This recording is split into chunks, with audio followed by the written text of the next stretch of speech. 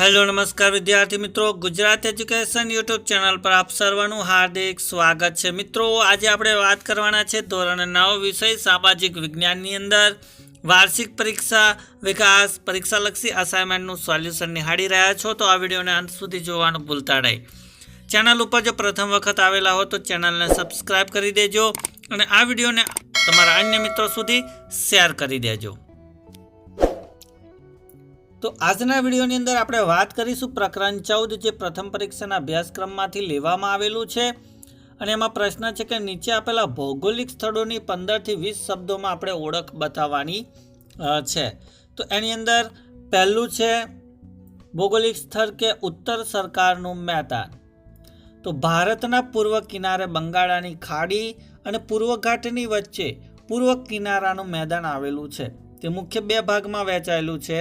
આ મેદાનનો ઉત્તર તરફનો ભાગ ઉત્તર સરકારના મેદાનના નામે ઓળખાય છે। તેમાં આંધ્રપ્રદેશ અને ઓડિશાના ઘણા ભાગોનો સમાવેશ કરવામાં આવે છે। બીજું છે કે જમીન। તો તાપમાનના મોટા ફેરફારો, વરસાદ, હિમ, હવા, વનસ્પતિ, જીવજંતુઓ વગેરે પરિબળોની અસરથી ખડકોનું ખવાન થાય છે।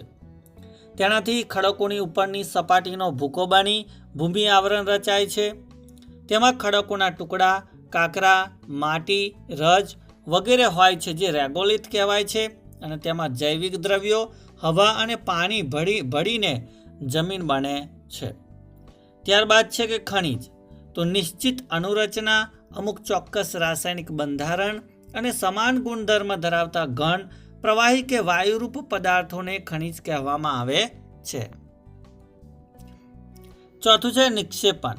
તો નદી, હિમનદી, પવન, દરિયાના મોજા જેવા ઘસારાના પરિબળો દ્વારા થતો કાપ માટીનો પથરાટ નિક્ષેપણ કહેવાય છે।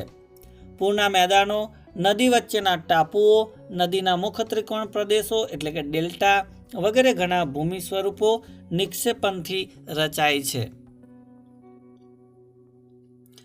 ત્યારબાદ પાંચમો શબ્દ છે દૂન।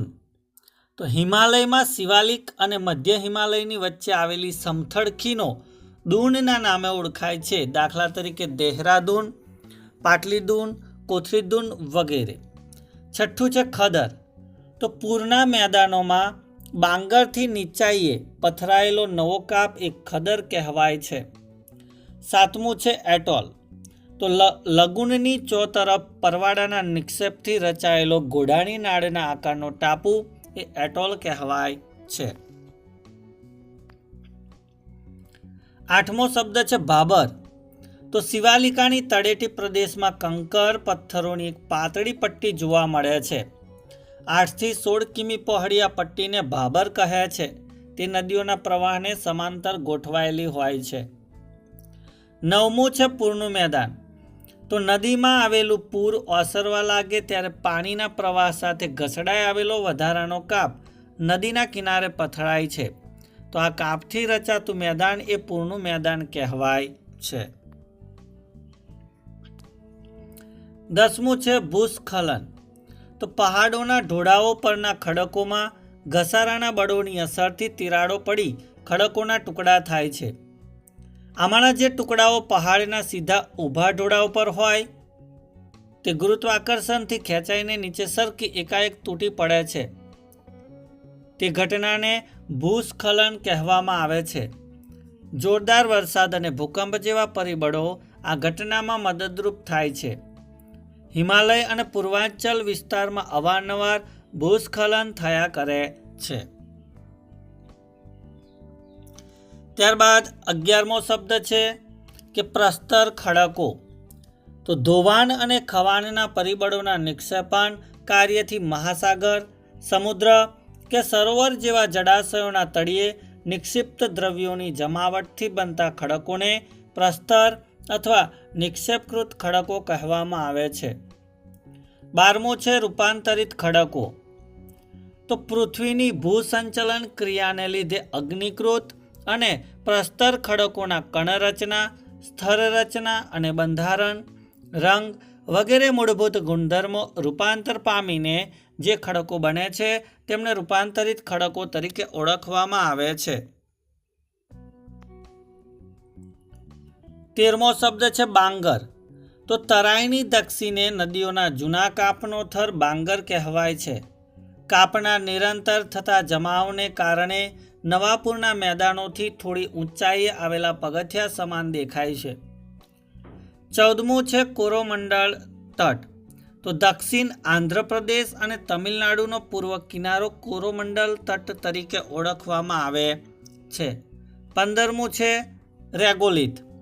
તો ભૂમિ આવરણમાં ખડકોના નાના મોટા ટુકડા, કાંકરા, માટી, રજ વગેરે હોય છે, જેને રેગોલિથ કહેવામાં આવે છે. રેગોલિથમાં શરૂઆતમાં ફક્ત જૈવિક દ્રવ્યો હોય છે. તાપમાનના મોટા ફેરફારો, વરસાદ, હિમ, હવા, વનસ્પતિ, જીવજંતુ વગેરે પરિબળોની અસરથી ખડકોનું ખવાન થાય છે. તેનાથી ખડકોની ઉપરની સપાટીનો ભૂકો બની ભૂમિ આવરણ રચાય છે, જેને રેગોલિથ તરીકે ઓળખવામાં આવે છે. ત્યારબાદ 16મું છે ખડક. તો પૃથ્વીના પોપડામાં કે ભૂકવચમાં આવેલા બધા જ ઘન પદાર્થોને ભૂસ્તર શાસ્ત્રીની ભાષામાં ખડક કહે છે, અથવા તો એક કે તેથી વધુ ખનિજોના બનેલા સંગઠિત પદાર્થને ખડક કહે છે.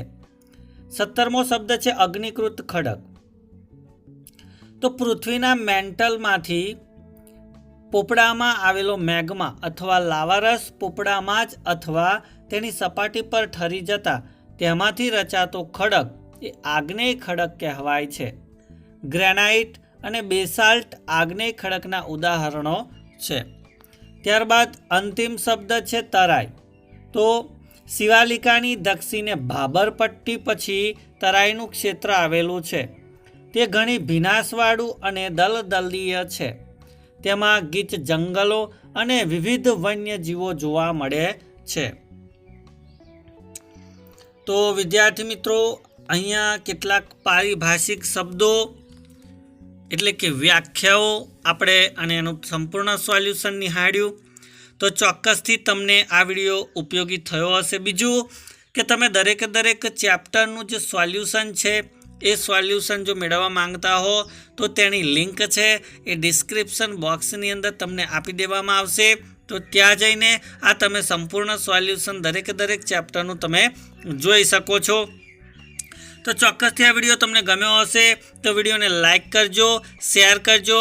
બીજું કે ચેનલ ઉપર જો પ્રથમ વખત તમે આવેલા હો તો ચેનલને સબસ્ક્રાઈબ કરી દેજો અને બાજુમાં આપેલ બેલને પ્રેસ કરી દેજો, જેથી આવનાર દરેકે દરેક વિડીયોની નોટિફિકેશન સૌપ્રથમ તમારા સુધી પહોંચતી રહે.